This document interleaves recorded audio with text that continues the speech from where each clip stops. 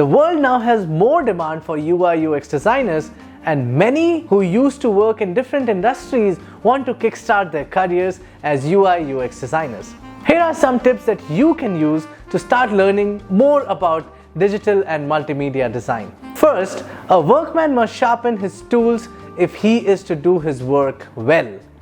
Learn about all kinds of tools that may come in handy for your design career. Figma, Sketch, Adobe Suites, or Axure can be good places to start. Learn to use these tools and start from something as simple as an icon.